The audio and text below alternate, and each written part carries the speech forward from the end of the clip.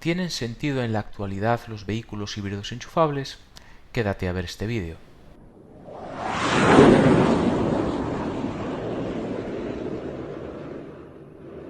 En la actualidad existen multitud de sistemas de propulsión disponibles en el mercado automovilístico. Si hace 30 años, a la hora de elegir un coche, uno solo podía elegir entre dos alternativas, diésel o gasolina, en la actualidad a esta dualidad de los vehículos de combustión se le suman otras tres derivadas de la electrificación en la propulsión de los vehículos. De este modo, como digo, además de los tradicionales vehículos propulsados por motores alimentados por gasolina o diésel, el mercado actual ofrece también vehículos híbridos, híbridos enchufables y vehículos 100% eléctricos. En realidad, si clasificamos un vehículo en función de la tipología de su sistema propulsor, podríamos distinguir tres grandes tipos: los vehículos propulsados por combustibles fósiles, los vehículos propulsados por energía eléctrica y, por último, los vehículos que son propulsados por ambos sistemas, a los que llamamos híbridos. De entre los coches electrificados, los primeros que hicieron su aparición y además consiguieron unas cuotas de mercado significativas fueron los híbridos gasolina-eléctricos. Se trata de vehículos que mantienen el motor de combustión tradicional, generalmente de gasolina, e incorporan un segundo propulsor eléctrico y todos los sistemas necesarios para alimentarlo, hasta incluso una batería de tracción. En este caso, la energía de la batería se obtiene de la frenada regenerativa y del excedente de energía del motor de gasolina, no pudiendo recargar la batería de forma externa al propio vehículo. El hecho de hacer un sistema de propulsión híbrido tiene la ventaja de aunar la mayoría de las virtudes de ambos sistemas, pero al mismo tiempo tiene la desventaja de reunir también muchas de las desventajas que los caracterizan. En este caso, un sistema híbrido de gasolina y eléctrico tiene las virtudes de los vehículos de gasolina en cuanto a autonomía y facilidad de carga, y también consigue ventajas propias de los vehículos eléctricos como el ahorro de energía derivado de la frenada regenerativa y la suavidad y silencio de marcha a bajas velocidades. En cambio, sigue manteniendo la parte negativa de los vehículos de combustión como el ruido, la contaminación, la falta de inmediatez en la respuesta del acelerador y los costes de mantenimiento, así como algunos males derivados del propulsor eléctrico como son el mayor peso y la longevidad de las baterías. Además, al incorporar ambos sistemas, también incorpora una variable de mayor complejidad técnica y mayor coste de fabricación. Los vehículos híbridos tuvieron su aparición en el año 1997 con la comercialización del Toyota Prius. A partir de ahí, se popularizaron de la mano del propio fabricante Toyota y su filial de vehículos premium Lexus. Otros fabricantes como Ford y Volkswagen intentaron sin éxito emular los pasos de Toyota. El gran triunfo de Toyota en este segmento se fundamentó en conseguir dos factores que nadie más ha sido capaz de alcanzar: hacer coches híbridos igual o más fiables que los coches tradicionales y que estos vehículos híbridos no tuviesen un sobrecoste respecto a los vehículos diésel o gasolina. De este modo, Toyota consiguió dominar con puño de hierro el mercado de los vehículos híbridos durante más de 20 años. Mientras tanto, el resto de fabricantes intentaron competir en este sector con distintas estrategias. Como digo, algunos fabricantes intentaron competir de tú a tú con productos similares a los del fabricante japonés, pero todos fracasaron en el intento. Y otros empezaron a hacer nuevos productos con tecnologías diferentes, para evitar el peaje imposible de destronar a Toyota. Así aparecieron los vehículos híbridos enchufables, que aunque eran mucho más caros que los híbridos convencionales, ofrecían la ventaja de contar con una autonomía y potencia eléctrica mucho mayor y, por lo tanto, también con un potencial ahorro de costes en combustible. Este tipo de coches se acercan más al concepto de coche eléctrico que los híbridos tradicionales y pretenden ser un paso intermedio en la evolución del vehículo eléctrico. Las grandes ventajas de un vehículo híbrido enchufable son las de contar con una autonomía infinita, gracias a tener un motor de combustión y la posibilidad de realizar entre 30 y 80 kilómetros con una sola carga en modo eléctrico, y por lo tanto con la suavidad, inmediatez y economía de combustible de un vehículo eléctrico.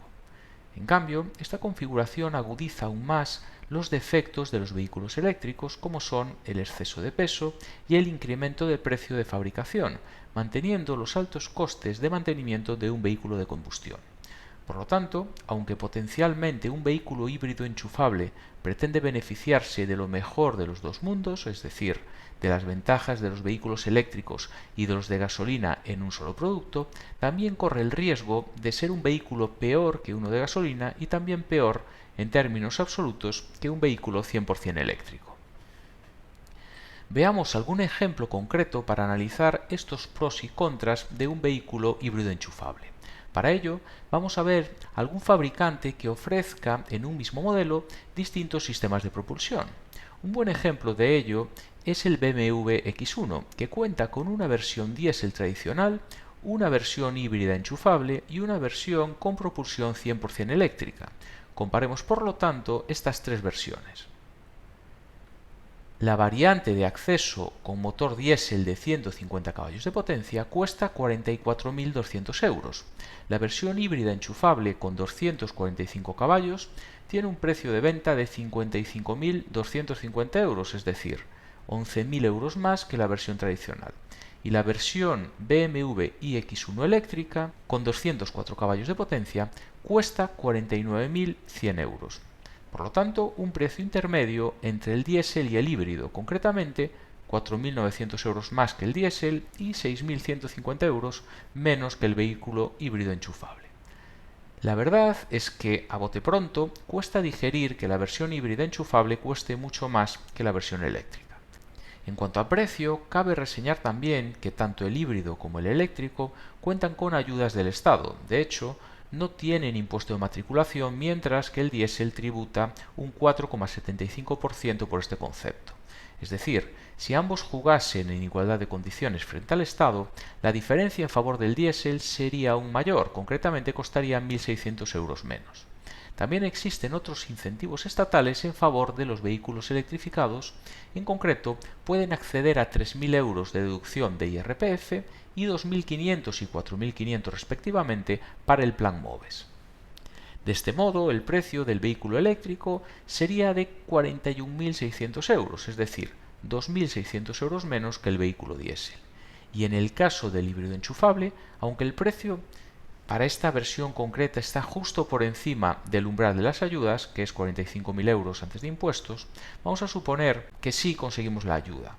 Este se quedaría en un precio final, por lo tanto, de 49.750 euros, es decir, 5.500 euros más que la versión diésel y 8.600 euros más que la versión 100% eléctrica. Hecha esta aclaración respecto al dopaje del Estado en estos vehículos, continuemos con las demás características. A nivel de aceleración, el híbrido destaca claramente con una cifra de 6,8 segundos en la aceleración de 0 a 100, mientras que el diésel se queda en 8,9 segundos y el eléctrico en 8,6. Los datos de consumo no son comparables de forma directa, pero los 4,9 litros de gasoil cada 100 kilómetros que homologa la versión diésel es un muy buen dato, y los 15,4 kWh de la versión eléctrica son también un dato correcto. En cuanto a la autonomía, aquí es donde la versión con motor de combustión es más fuerte, ya que su autonomía rondará los 1.000 kilómetros y las cargas son muy rápidas. Respecto a la autonomía en modo eléctrico, la versión híbrida homologa 92 kilómetros, que en la realidad serán unos 60 kilómetros, y la variante 100% eléctrica homologa un dato de autonomía de 474 kilómetros, que en la realidad se encontrará en el entorno de los 350 kilómetros. En cuanto a dimensiones, pesos y capacidades, las dimensiones exteriores son las mismas para todos ellos, y donde encontramos una mayor diferencia es en el peso propio. El BMW X1 diésel pesa 1.650 kilogramos, la versión híbrida tiene un peso de 1.930 kilos, casi 300 kilogramos más derivados de esta hibridación, y la versión eléctrica pesa 1.980 kilos, es decir, 50 kilogramos más que la versión híbrida y 330 kilogramos más que la diésel. Otra de las características que se ve mermada por la electrificación y que es común tanto a la versión híbrida como a la eléctrica es el volumen del maletero, que pierde en este caso unos 100 litros de capacidad. Respecto a la capacidad de la batería, aunque no son muy comparables, me gustaría hacer una pequeña parada en este dato, para fijarnos en una característica muy interesante. La capacidad bruta de la batería híbrida es de 16,3 kWh y su capacidad útil es de 14,2 kWh. Mientras que el vehículo eléctrico cuenta con una batería de capacidad 66,5 kWh, de los cuales utiliza 64,7. Esto implica que la profundidad de descarga máxima de la batería del vehículo eléctrico será de un 97%, mientras que la batería de la versión híbrida está limitada a una profundidad de descarga del 87%. Como ya vimos en otros vídeos del canal, la longevidad de la batería se ve incrementada drásticamente al limitar su profundidad de descarga. En este caso, los fabricantes tienen en cuenta el hecho de que las baterías de los vehículos híbridos necesitarán una mayor longevidad en ciclos de carga-descarga para llegar en un buen estado de vida al final de la vida útil del automóvil.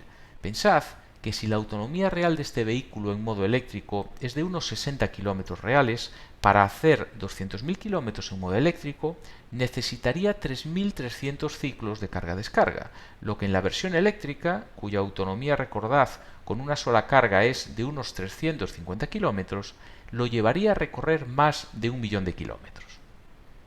Por lo tanto, no perdamos de vista que los vehículos híbridos enchufables no son vehículos diseñados para hacer la totalidad de los kilómetros en modo eléctrico. De lo contrario, tendríamos problemas con la longevidad de la batería de tracción. Pues en resumen, si pretendemos elegir entre estas tres versiones de un mismo modelo de la marca BMW, que corresponde a un SUV de tamaño mediano y categoría premium, las ventajas e inconvenientes de cada uno de ellos serán las siguientes. En el caso del vehículo de combustión, tendremos un precio de compra contenido de 44.200 euros, aunque los costes de combustible y mantenimiento serán radicalmente superiores al de sus competidores. La autonomía para esta versión es su gran punto fuerte y el agrado en el manejo a nivel de potencia y suavidad es claramente la peor de los tres. En cuanto a la versión eléctrica, aunque el precio de partida es superior al diésel, después de los incentivos estatales podremos adquirirlo por 2.600 euros menos que la versión tradicional, y por lo tanto será la versión más asequible de las tres. En cuanto a la parte económica, esta versión será también la más ventajosa en lo relativo a mantenimiento y costes de combustible, en este caso electricidad. Además, esta versión será la mejor en cuanto a funcionamiento de su sistema propulsor y suavidad de marcha. Y en el lado negativo está la autonomía y carga del vehículo, que es la peor de las tres. Por último, la versión híbrida enchufable, que pretende aunar lo mejor de las dos versiones anteriores, es con diferencia la más cara de las tres, costando hasta 6.000 euros más que la versión eléctrica. Sus costes de mantenimiento serán igual de altos que en la versión diésel y el gasto en combustible será intermedio entre las otras dos versiones. A cambio, disfrutaremos de una autonomía infinita como la de la versión diésel. Veamos ahora en nuestra calculadora de costes de vehículos eléctricos versus vehículos de combustión cómo sería el coste total de estas versiones. Suponiendo que recorremos 20.000 km anuales, el coste tras 5 años y por lo tanto 100.000 km en el caso del vehículo de combustión habrá sido de unos 52.000 euros en total contra los 45.000 que nos habremos gastado en el caso de haber elegido el vehículo eléctrico, es decir, un ahorro medio de 1.400 euros al año en esos 5 años. Y en este caso, de la versión híbrida enchufable, aunque en esta calculadora no tenemos esa funcionalidad, el hecho de que su coste de adquisición sea 6.000 euros superior al del eléctrico y además los costes de combustible y mantenimiento son también muy superiores, hace que el resultado vaya a ser aún peor que el del caso de un vehículo diésel respecto al eléctrico. En resumen, los vehículos híbridos enchufables, en términos absolutos, no son mejores que los vehículos eléctricos. De hecho, solo lo son en cuanto a autonomía en modo combustión. A cambio, los costes de mantenimiento y combustible son mucho mayores y el funcionamiento de su propulsor es también mucho peor. Es por esto que los híbridos enchufables tenían sentido como paso intermedio en la transición del vehículo diésel al eléctrico, mientras el coste de un vehículo eléctrico aún fuese excesivo. Pero esta variable ya ha pasado y en la actualidad los vehículos eléctricos pueden ser incluso más económicos que los híbridos enchufables.